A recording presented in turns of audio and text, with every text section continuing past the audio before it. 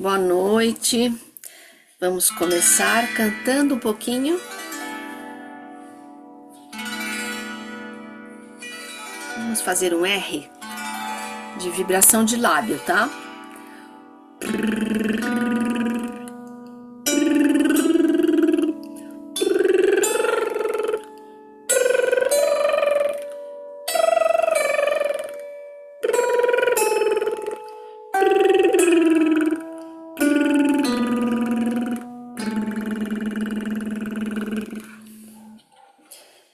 De 2 em 2, né? Seguindo as cordas da cântara. Agora vamos fazer de 3 em 3. E volta um.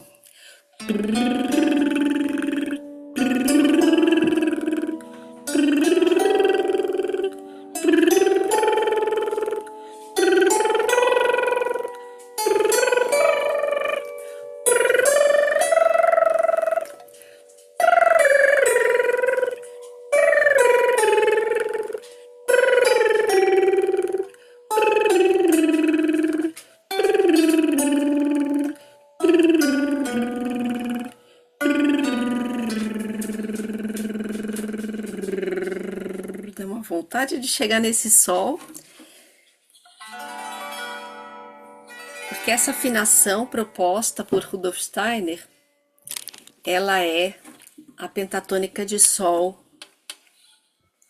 E aí, quando a gente está bem feliz, a gente tem vontade de finalizar no tom sol. E quando a gente está mais melancólico, tem vontade de finalizar no tom mi, que é o mi menor, a escala relativa de sol, não é? Agora vamos fazer uma variação disso aqui. Vamos usar agora outro R, o R de língua, vibração de língua, que é o R. Tem muita gente que tem dificuldade disso, né? Então é importante a gente trabalhar essa pontinha da língua. Novamente de 2 em 2.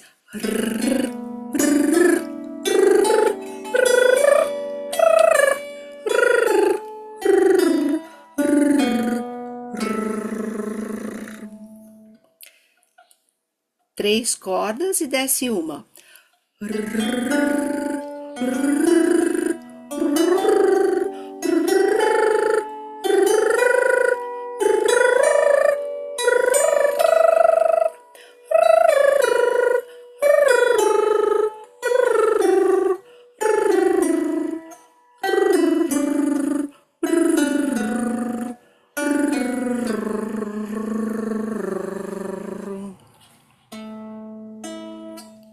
Vamos fazer uns saltos agora. Vou fazer um salto de quinta. Do Lá grave pro Mi próximo ao Dó central do piano. Vamos usar a imagem de uma asa de um anjo da guarda atrás das crianças que estão se encaminhando para um precipício. Tem vários quadrinhos que a gente encontra nas casas das famílias com essa imagem do anjo protetor, não é? Então vamos fazer com V e um O bem redondo, abrindo o céu da boca. Vou de novo, 3 vezes cada intervalo. Vou, mais uma. Vou, agora o próximo. Vou, vou, vou. O próximo. Vou, vou, vou,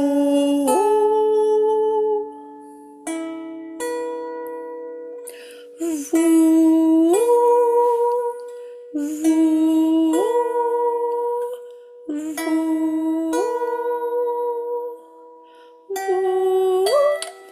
Opa. Vou, vou, vou, vou,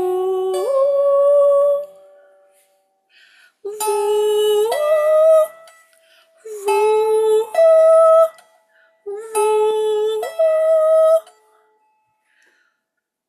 reconhecendo a escala pentatônica com vi, vi, vi. Vi, vi, vi, vi, vi, vi, vi. Mais uma vez. Vi, vi, vi, vi, vi, vi. Vamos formar uma imagem da Chapeuzinho Vermelho procurando flores pela floresta. Ela está muito curiosa procurando flores para formar um grande buquê e levar para sua vozinha.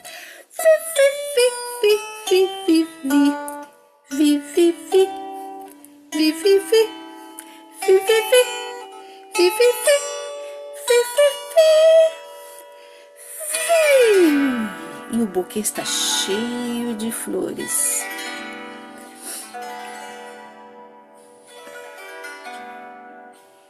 Vamos começar a nossa leitura de onde paramos.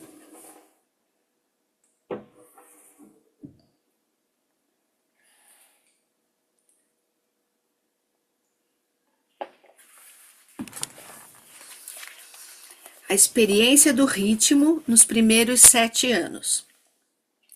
Sentir o ritmo nos primeiros 7 anos da infância é fundamental. Este baseia-se no elemento pulsante. A pulsação é o elemento inicial, a célula germinal de toda atividade rítmica. É a repetição constante do que é semelhante, mas não idêntico. O pulso é a marcação básica orientada ao batimento cardíaco, dividindo a corrente do tempo. Então, aqui esta autora, ela diferencia a palavra pulsação da palavra pulso.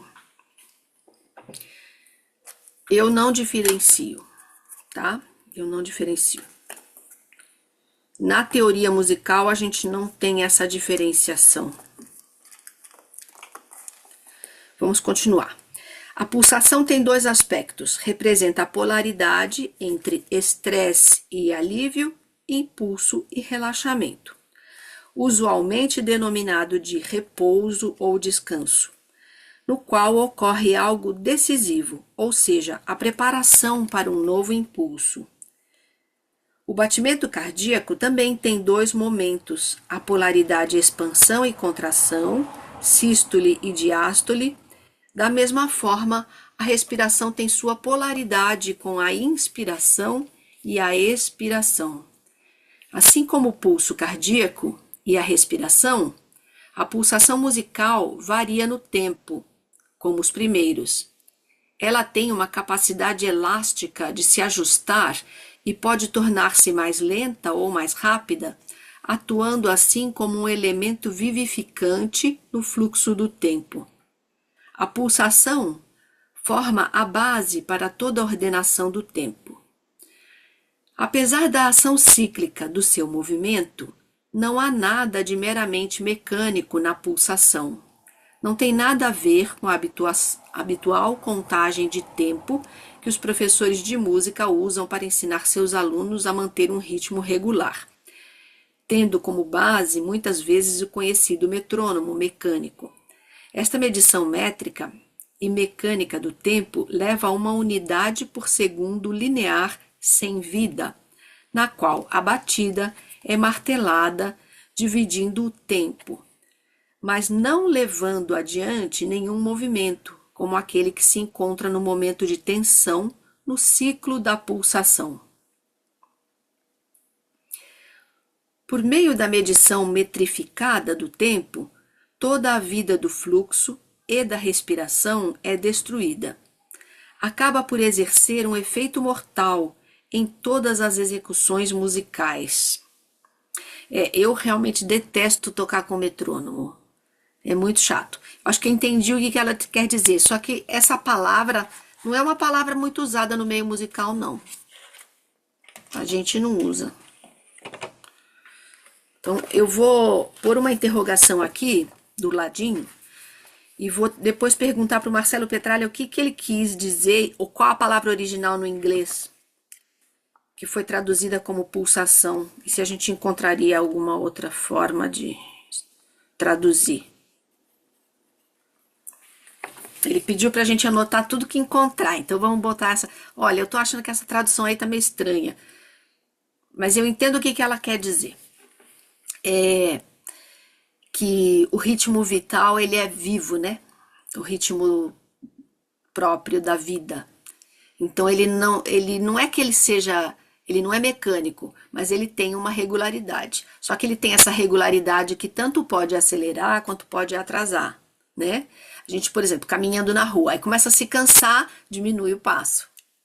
Mas continua tendo uma pulsação no passo, né? O passo continua acontecendo. Aquela marcação do passo continua acontecendo. Só que a gente diminui a velocidade. Eu acho que é nesse sentido. A precisão da pulsação é diferente daquela de uma máquina. Ela responde não às leis mecânicas, mas às leis da vida. Portanto, não é fixa ou monótona. É elástica em sua alternância constante entre fases de tensão e relaxamento. Aí tem esse gráfico aqui, que tem vários tracinhos horizontais, representando o pulso. O pulso do metrônomo seria esse que tem pontinhos no meio, né?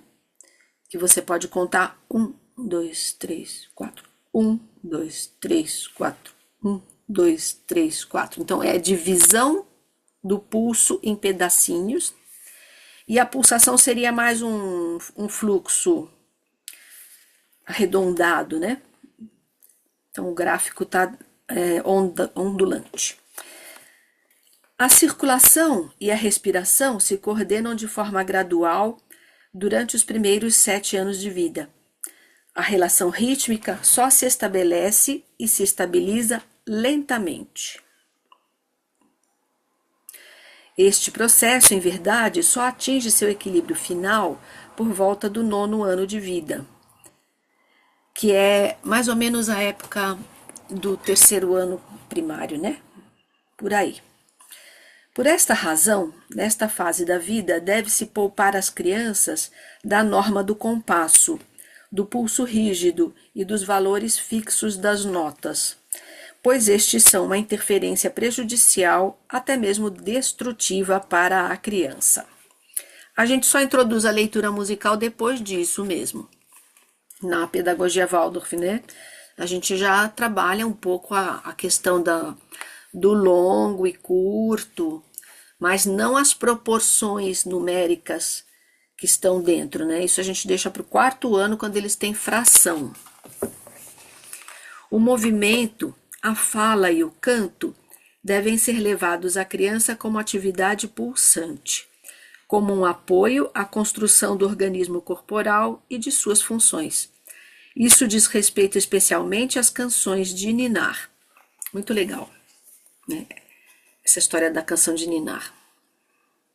A ligação da fala com o canto, o ritmo próprio do recitar da mãe, né? Do recitar da avó, do pai, que a gente vai ali, a criança não dormiu, a gente começa a improvisar e vai indo, né?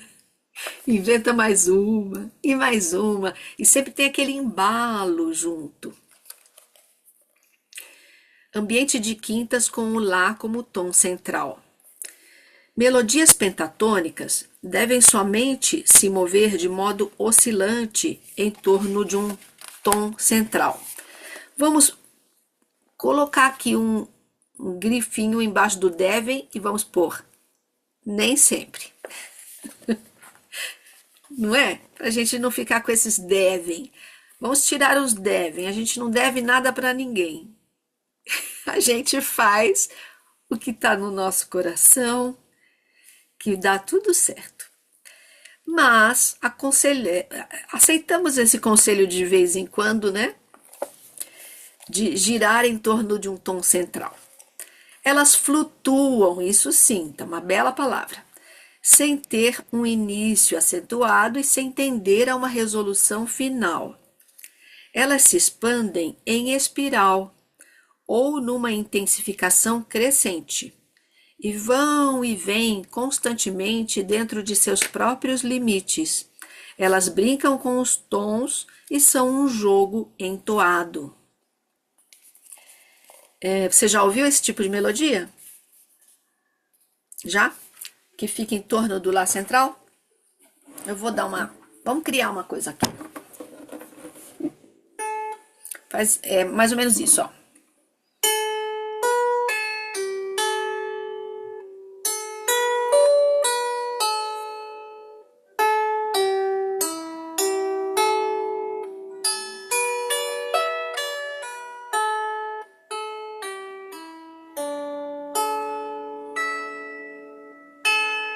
Fica ali, girando.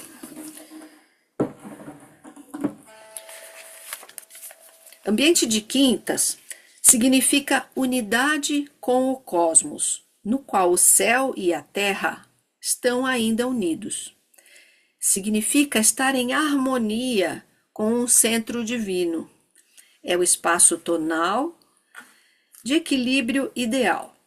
Todos os tons contidos nos intervalos da quinta superior e inferior estão equidistantes do Lá central.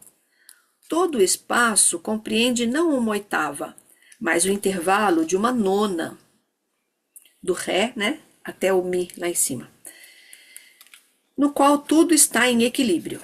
Veja o diagrama a seguir. É aquele famoso. Deixa eu ver se vai pegar. A minha tela tá muito escura, eu vou ter que clarear ela um pouquinho, senão não vai aparecer nada depois quando eu colocar lá no YouTube. Só um instante. Eu não gosto de trabalhar com a tela muito clara durante o dia, mas agora para fazer filme tem que pôr. Prontinho. Melhorou. Continuando, aqui tem, olha, a escala, né? Que aparece aqui.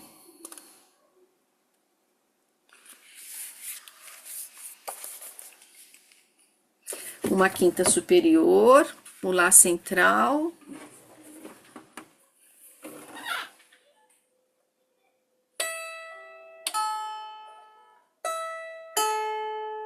Agora a quinta inferior. Daqui do Mi pro Ré é uma nona.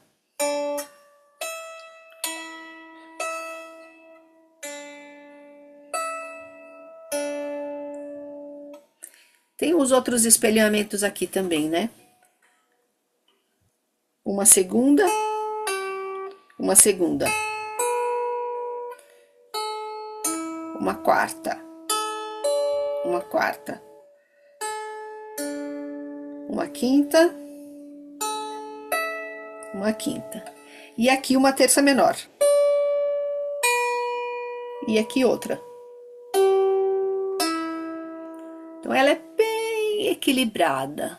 Os dois lados iguais, pode-se dizer, né? Esse equilíbrio entre os intervalos, como se algo, por isso que a gente fala espelhamento, né? Como se algo tivesse num espelho. O que acontece aqui se reflete embaixo. Exatamente igual, mesmos intervalos.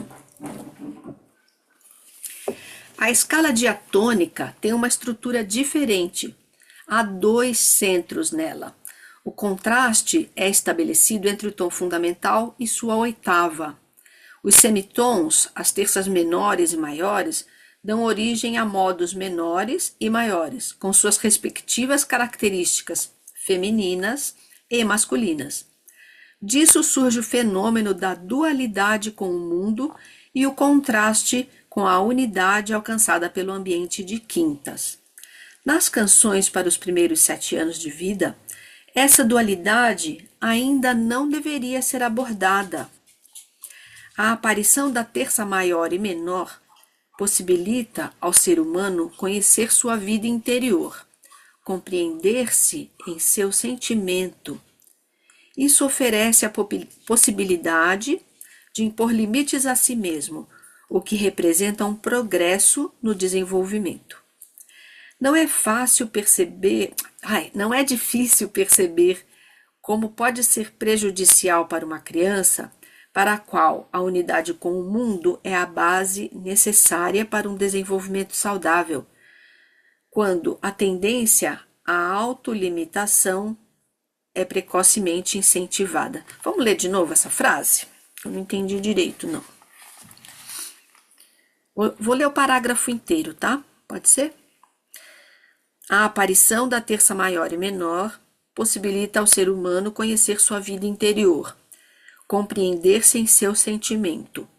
Isso oferece a possibilidade de impor limites a si mesmo, o que representa um progresso no desenvolvimento. Não é difícil perceber como pode ser prejudicial para uma criança para a qual a unidade com o mundo é a base necessária para um desenvolvimento saudável, quando a tendência à autolimitação é precocemente incentivada.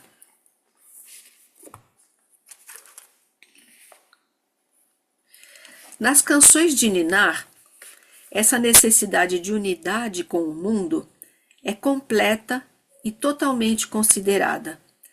De acordo com múltiplas experiências, a exposição exclusiva a motivos e melodias em ambientes de quintas traz uma profunda recuperação e cura das influências nocivas a que a criança está exposta em seu entorno. Essa a gente tem que parar e comentar, né? O que ela disse aqui?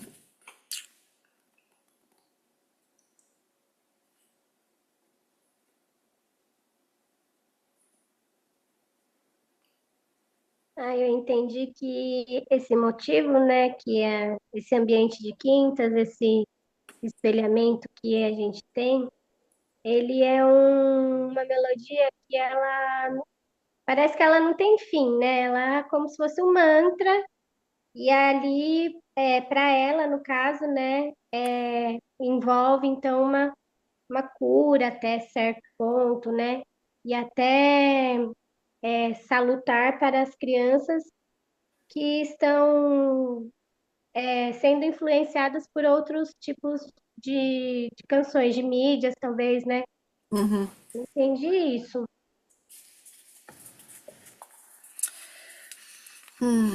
Ai, gente, é complicado, sabe? Porque isso daí é uma coisa que eu mesma, durante muito tempo, defendi algumas coisas mais ou menos parecidas com isso. Só que eu acho que essa, de todas as escritoras que falaram até agora, essa está sendo a mais radical de todas. Tô achando que é muito exagero. Muito exagero. De acordo com múltiplas experiências, ela deve ser uma musicoterapeuta. Provavelmente ela é uma musicoterapeuta. Múltiplas experiências, a exposição exclusiva a motivos e melodias em ambientes de quintas traz uma profunda recuperação. Quer dizer, provavelmente exclusiva dentro do momento da terapia que a criança estava lá. Pode Isso, acho ser que isso. pode fazer mais sentido. É, eu até vou ver se ela é uma musicoterapeuta mesmo. Acidente, a gente já tá quase acabando, mas eu acho que ela deve ser. Mas eu acho um pouco exagerado, sabe, gente? De acordo com É porque múltiplas. a gente não pode se restringir apenas a ouvir ambientes quintas, né? Então, Durante a infância. o que ela tá falando aqui que me deixa assim incomodada? O que me deixa incomodada é falar assim que isso daqui cura influências nocivas. O que ela chama de influências nocivas, gente? Para mim, influência nociva é, por exemplo, falta de afeto. Isso é influência nociva. É a frieza de um adulto. É influência nociva.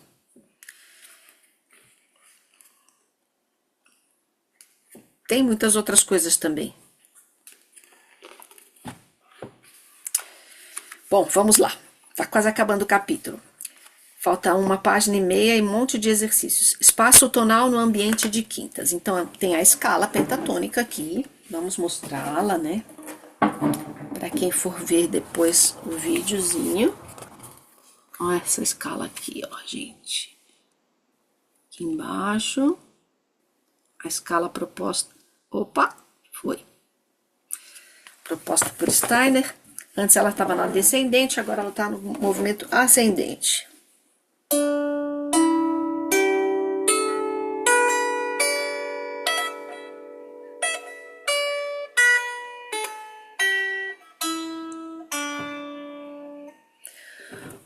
Lá como centro e o movimento ao seu redor, aproximamo-nos ao gesto sonoro de embalar e provocamos um estado de consciência flutuante e sonhador na criança. Aquilo que a gente já fez, né?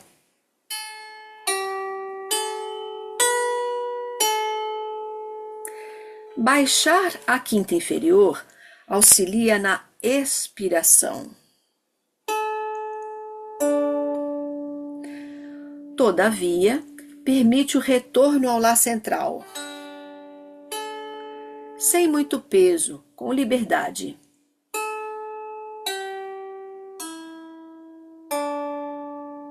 Expirou. Ela foi agora seguindo as cordas, né? Não deu um salto, ela simplesmente seguiu as cordas. A experiência de uma sensação leve e flutuante é possibilitada pela linha escalar ascendente.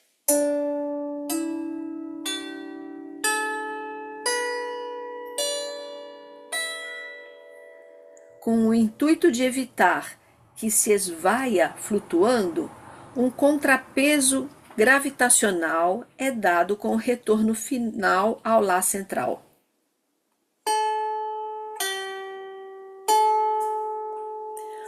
Ou por meio de um movimento em intervalos de segundos ao redor do Lá central.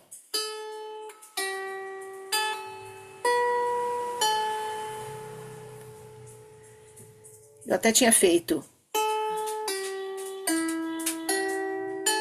Depois, quer dizer, uma segunda, uma terça menor.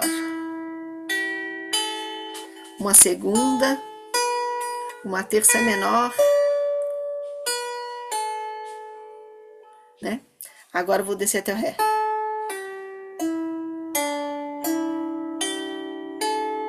Vou subir até o Mi.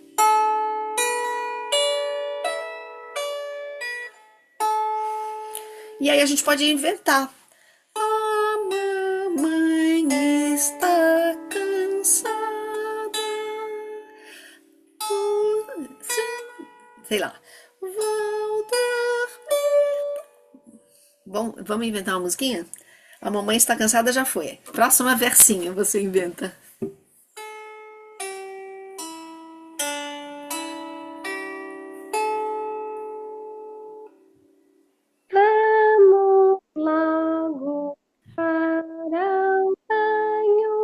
Será que vai? Isso, dá certo, é isso. Vamos logo para o banho. Agora a gente tem que ir para inspirar.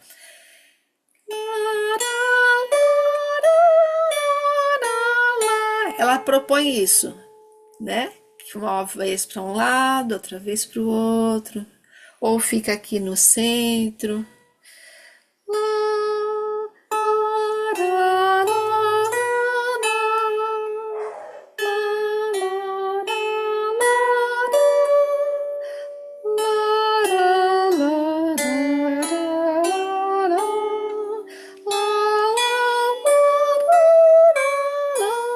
Esse tipo de brincadeira, né?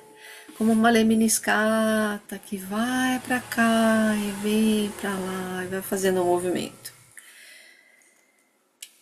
E aí, como é muito simples da gente improvisar, tudo combina, né? Tudo combina. A gente pode colocar outros instrumentos, pode colocar metalofone, numa sala de primeiro, segundo ano, a gente pode ir criando, né, ambientações musicais com esses instrumentos, os de teclas, né, tipo xilofone, metalofone, se a gente tem na escola, é legal ter na escola. Agora terminamos esse capítulo. Nascida em 1921, em uma pequena vila às margens do Mar Báltico, Vilma Ellerzik estudou música, a eurítmica de Dalcroze e oratória quando jovem. Lecionou por muitos anos na Academia de Música de Stuttgart. Em seus últimos anos, após uma grave enfermidade, voltou-se à pesquisa sobre os efeitos do ritmo, da linguagem e e da música na criança pequena. A partir desse impulso, começou a desenvolver canções, versos e jogos de gestos, que foram compilados e traduzidos no livro Giving Love, Bringing Joy, por essa editora aqui, o Vecan 2003, e os volumes que o acompanham. Ela faleceu em 2007.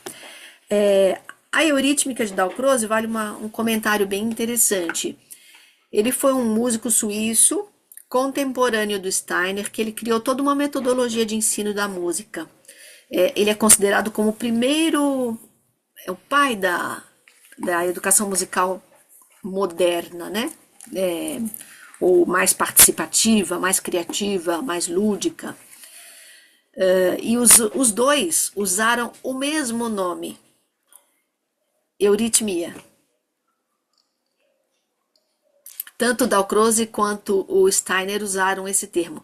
E a educação musical do Dalcroze é toda baseada no movimento. Sempre, sempre movimento. E o piano sempre presente na sala de aula para trabalhar com o movimento. Tem umas imagens lindas de... quando a gente pesquisa... como é que é o nome dele? Jean-Jacques Dalcroze. É isso, Jean-Jacques Dalcroze. Tem crianças dançando e tal, né? E os dalcrozianos estão ficando cada vez mais fortes, sabe? Os dalcrozianos têm cursos de formação, eles trabalham muito com o movimento do corpo. O Lucas Ciavata, aqui do Brasil, também começou com Dalcroze, depois ele desenvolveu o método próprio dele, que ele chamou de O Passo, que a gente trabalha com o passo mesmo, caminhar, né? E ele ensina tudo através desse passo, O Passo. São 2 livros bem substanciais, assim, bons, né? E depois, Steiner desenvolveu algo parecido, mas diferente, porque mais para o lado da dança mesmo, não para a educação musical, mas para o lado da dança, que foi a euritmia dele. Mas os dois usaram o mesmo nome, a mesma palavra, que vem lá da Grécia. Eu acho que eles se conheciam. Eu tenho impressão. Agora, quem usou o nome primeiro foi o Dalcroze, não foi o Steiner. Quem usou esse nome primeiro foi o Dalcroze, isso eu tenho certeza. Depois do Dalcroze, o Steiner usou a euritmia e foi por um outro caminho, né? Não da educação musical, mas da educação de uma arte do movimento nova. Uma inovação da dança, que ele desenvolveu com uma bailarina que estava cansada das metodologias, né? Queria fazer coisas diferentes. Na mesma época, um pouquinho depois, foi surgindo também a dança contemporânea na França, com o um bailarino de lá. Depois na Rússia, com o Nijinsky. Aí foram surgindo novas formas de trabalhar com o corpo, que não aquela tradicional, né? De contagem e tudo mais.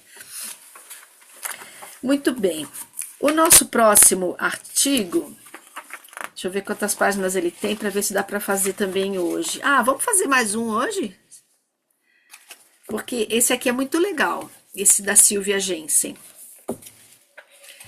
Eu gostei muito. É uma professora de educação infantil aqui da Escola Nabá de Florianópolis. Sabe, ela foi coordenadora nacional dos jardins de infância por vários anos aqui no Brasil. O ano passado que ela passou a bola para outra pessoa, sabe? E ela escreveu um artigo sobre ambiente de quintas no jardim da infância, Silvia Jensen. Neste texto, Silvia compartilha sua larga experiência como professora da educação infantil e como a música feita com o cântele, o canto e a vivência do ambiente de quintas podem permear o cotidiano das atividades com as crianças. Começando. Como educadora infantil, ao falar sobre crianças, gosto de iniciar apresentando primeiramente o mundo no qual elas vivem. Tendo um nível de consciência bem distinto do adulto, a criança pequena vivencia a infância praticamente sonhando. Ela transita do brincar criativo à realidade e de novo à brincadeira num piscar de olhos. Seu mundo é permeado por uma atmosfera de sonho. É o mundo da eternidade, onde não deveria existir pressa, isto é, o lugar onde se vive a calma. O desenvolvimento infantil exige tempo para o corpo crescer com fundamento, base e estrutura fortes. A eternidade nos remete a um mundo bom, e sendo tão bom, parece durar para sempre. É um tempo que se alarga, duradouro. O mundo da eternidade atemporal. Assim deveria ser o meio em que a criança se forma e se desenvolve nos primeiros anos da sua vida. Um ambiente bom, sereno e de muitas oportunidades para a criança se mover livremente. Para que a calma reine em nós, adultos, devemos nos antecipar e prever o que iremos precisar numa determinada situação. Por exemplo, para a criança estar pronta pela manhã, para ir com tranquilidade à escola, ela deverá ir cedo para a cama, dormir bem, ter o tempo necessário para despertar, fazer sua higiene, tomar seu café da manhã tranquilamente. Nós adultos preparamos este ambiente como um todo, antecipando-nos ao que será necessário para a realização de cada uma destas etapas. Favorecemos ainda mais este ambiente de eternidade, propiciando à criança a vivência de um ritmo saudável, onde tudo se repete, mantendo, entretanto, espaço para flexibilidade. Tomar um golinho de chá.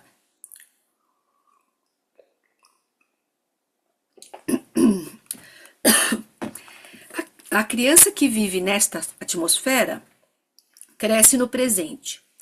Ela não tem necessidade de se preocupar com o frio, o calor, com quem cozinhará para ela, quem a buscará na escola e as demais necessidades do seu cotidiano, pois o adulto sabe o que é melhor para a criança e decidirá por ela. É um grande engano pensar que estamos dando liberdade a ela ao deixarmos a criança decidir por si mesma. Ela ainda não tem o sentido do julgamento amadurecido e precisar decidir só lhe causa insegurança. Esta insegurança lhe rouba forças de crescimento, pois a obriga a pensar e decidir sobre coisas as quais ainda não domina. O adulto deve prever as necessidades da criança para que ela só as vivencie. Você, como mãe de criança pequena, como é que é? Exatamente assim, né? A gente tem que se preparar porque ela tem um tempo dela, né? Tudo vai no tempinho dela. E a gente tá naquela correria. Então, realmente, isso que ela fala que dá vontade de mandar até para as famílias da escola, né? Porque realmente traz essa consciência e também essa questão decidir aí, filha, o que que você quer comer? Não é É, que ela tem que decidir, né? Que roupa você vai vestir? Né? Escolhe aí. E aí muitas pessoas, muitos pais, eles acabam achando que tá dando autonomia, né? Mas é isso mesmo que ela falou. Quando a criança crescer, ela vai ser uma criança insegura e, e vai dar trabalho. é. Eu percebo isso muito nos pais de hoje em dia, gente, mas muito, muito mesmo. É muito complexo, né? E no ensino da música, eles perguntam: ai, você não quer ir hoje, meu amor? Por que que você não quer ir? Aí, sabe, ficava muito por quê, por quê, por quê? Não é isso. Acordando as forças do pensar também, né? É, nada a ver, né? A criança tem que brincar, deixar ela.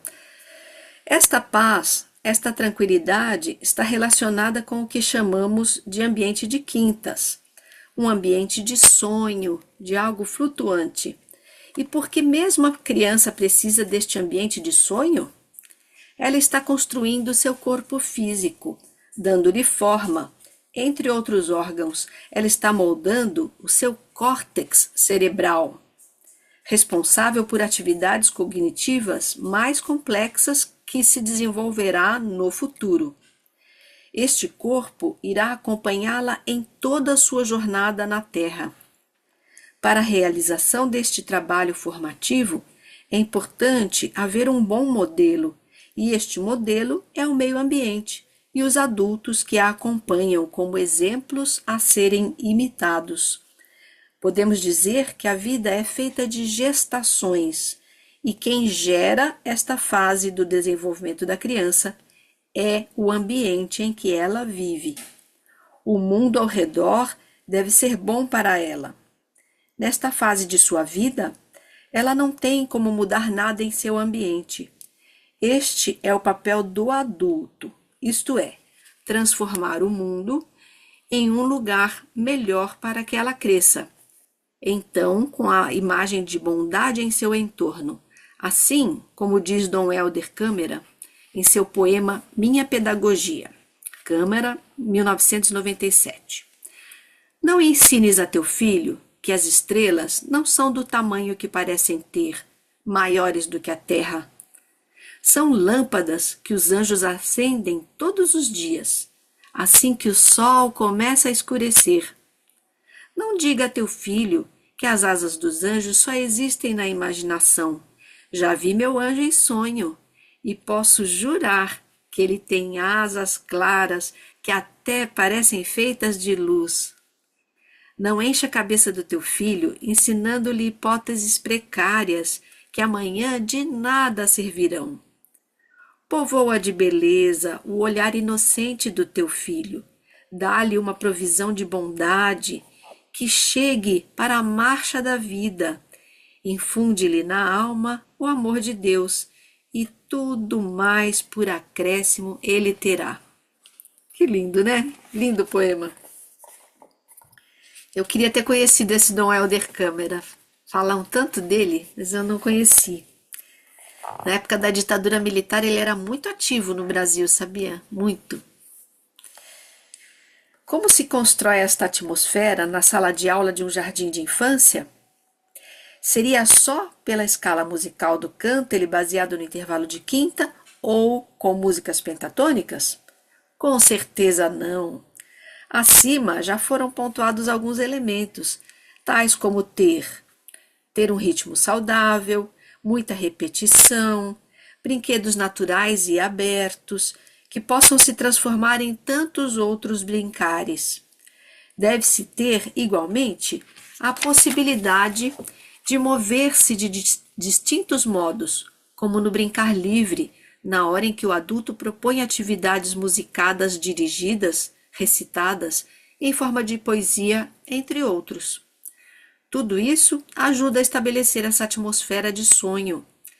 Uma atividade musical acompanhada de movimento e recitação, conhecida nos jardins de infância Waldorf por roda rítmica, traz muito desta qualidade.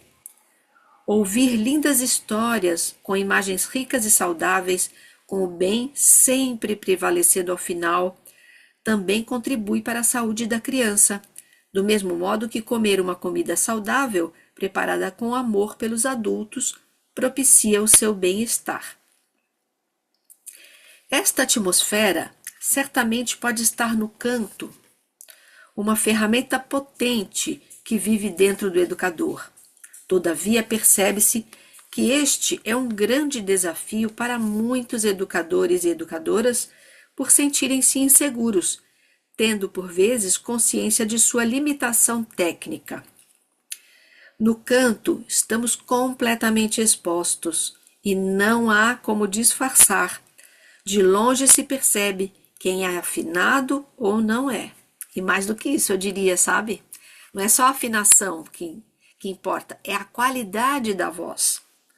Sabe? Tem pessoas que têm uma voz que são não falsamente, são agudas ao extremo por algum problema de laringe ou por algum problema emocional que a pessoa tem. Outras têm a voz aqui muito aqui no peito, assim, sabe? Lá embaixo, como se saíssem de dentro do fundo do poço. Então, esse tipo de voz dos extremos também não é muito legal, não. Ou uma voz infantilizada. Tem professora de educação infantil que não canta agudo normalmente, mas ela infantiliza a voz. Que nem adulto que quer brincar com criança bebezinha. Nhe, nhe, nhe. A gente não pode ser voz de nhe, nhe, nhe, porque a criança quer um adulto na sua frente, né? Então é diferente cantar agudo e cantar com voz infantilizada. Tudo isso são coisas que a gente pode trabalhar nas aulas de canto, né? Se a gente tivesse possibilidade de trabalhar com as professoras. Então, não é só afinação, mas devemos nos contentar com isso, deixando de cantar? Com certeza não. Eu também concordo, porque a criança tem que conhecer aquele mundo bom que está em torno dela e não é a voz mais linda do mundo que vai fazer isso. É a voz da sua professora ou do seu professor amado. Dizem os bons mestres que a voz pode ser educada, exercitada e aos poucos a afinação se mostrará presente.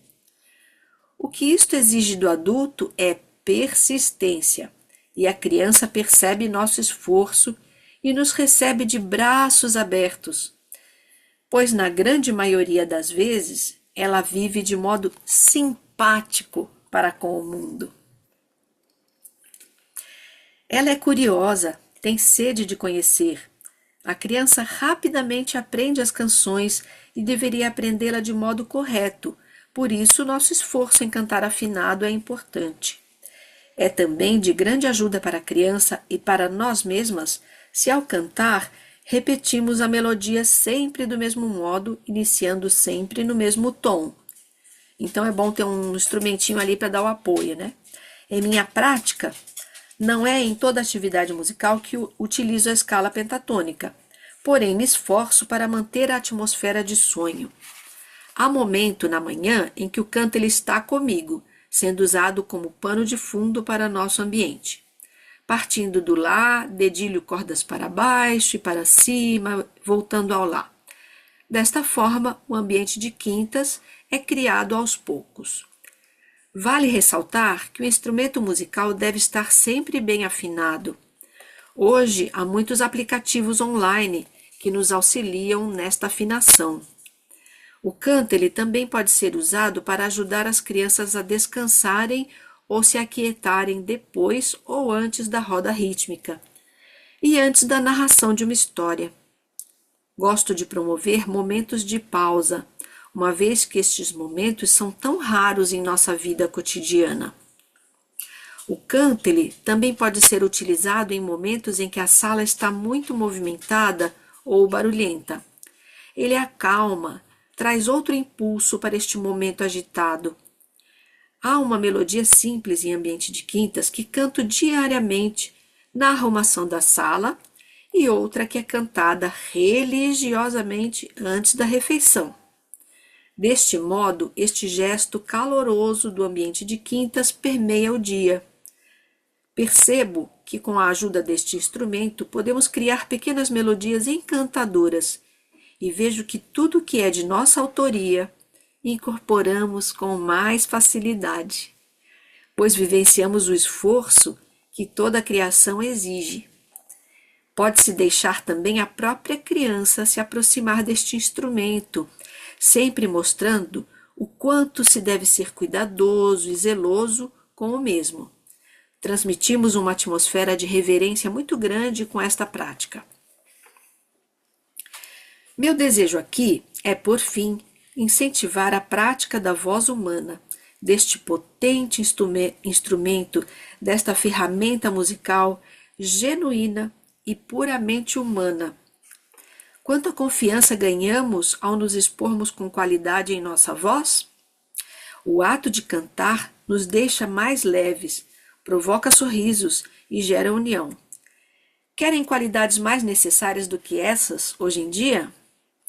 Tenho certeza que seres que não vemos estão também atentos, nos ouvindo, e destes momentos eles também se nutrem. Para eles também cantamos. Já diz um verso: quem canta, ora em dobro, e quem canta, seus males espanta. Um bom trabalho musical a todos nós. Silvia Jensen trabalha como professora de educação infantil na Escola Waldorf Anabá, Florianópolis. Muito bem, terminamos por hoje. Muito lindo, né, esse É, artigo. Ela traz com muita muito bom. leveza e realmente, né, onde mais a gente pode cuidar do ambiente da criança É, pequena, né? Realmente olhar do que a criança realmente precisa, né? isso. Você vê como Muito ela ótimo. não tem rigidez nenhuma, né? Sim, ela até a leitura vai fluindo mais, né? É, não tem dogma, né? A gente se sente livre assim com ela. Sim, É uma pessoa incrível, uma pessoa incrível. É, na pandemia, uma vez uma amiga minha me convidou para caminhar bem na pandemia mesmo. E a gente foi caminhando, né? Porque ao ar livre, assim, sem máscara. Nós duas sem máscara, mas já tinha tomado vacina. Eu acho que eu já tinha tomado vacina. Mas fomos caminhar e paramos ali na Lagoa da Conceição para conversar, nós duas. E a Silvia passou de bicicleta. E ela aí viu a gente ali paradas, parou para conversar com a gente e ela disse assim: Eu passei o dia inteiro dando aula online em seminário Waldorf. Ela dá formações também, né? Trabalha na formações de professores. Então eu precisava pedalar. Eu precisava pedalar. Sabe, ela estava lá na lagoa com a sua bicicleta, assim, atleta, super atleta, pedalando. E ela contou pra gente que ela estava fazendo uma coisa muito interessante. Olha o que ela fez, olha a criatividade dessa professora. Enquanto as escolas ainda não tinham voltado a ter aulas presenciais, ela encontrou uma forma de trabalhar com as crianças dela. Ela convidava uma de cada vez para ir para casa dela. E aí essas crianças, ela mora perto da praia, ela ia caminhar com as crianças na praia e brincava com eles na praia. E no outro dia vinha mais um, sabe? Um, e depois outro. E assim ela teve contato pessoal com as crianças, ao ar livre, na praia. Quer coisa melhor? Mas sem rigidez, sabe? Eu achei isso genial da parte dela. Ela não seguiu leis, ela simplesmente sentiu no coração dela o que era importante fazer. Mas as crianças pequenas, e ela é do maternal ainda, hein? Imagina, professora de maternal, ficar quantos meses longe das suas crianças, né? Não dá para fazer isso. Então, foi dessa forma que ela não perdeu o vínculo com as crianças. Foi lindo, lindo, lindo. Então, querida, semana que vem, deixa eu falar já aqui que eu prefiro não fazer, porque eu viajo no dia seguinte bem cedo para minha pesquisa de campo, tá? Então a gente vai encerrar e depois a gente volta, eu acho que só em janeiro. Tá quase acabando? Deixa eu ver, falta mais uma só, eu acho, para. Ai, não sei quantas faltam. Para parte 2. Eu acho que falta a da Flávia, né? É, foi o da Silvia, depois é o da Flávia. Não, é o da Nancy Foster, que é uma grande professora de música também. É, esse artigo aqui tem muita coisa de música. Ah, seria legal se a gente conseguisse fazer, mas é que eu sei que eu vou estar com a cabeça a mil, eu não vou dar conta na véspera. Eu prefiro não fazer no dia 26 para poder viajar tranquila. Aí, de repente, talvez naquela semaninha de dezembro, que eu vou estar aqui uma semana só, depois eu já volto, vou para São Paulo trabalhar. Eu aviso vocês, tá? Deixo avisado no grupo, então. tá Então, bom. beijão, Beijo, fica boa com noite. Deus, bom descanso. Outro bom descanso Tchau. e vamos que vamos. Vamos que vamos. Tchau, beijo. Tchau, beijão.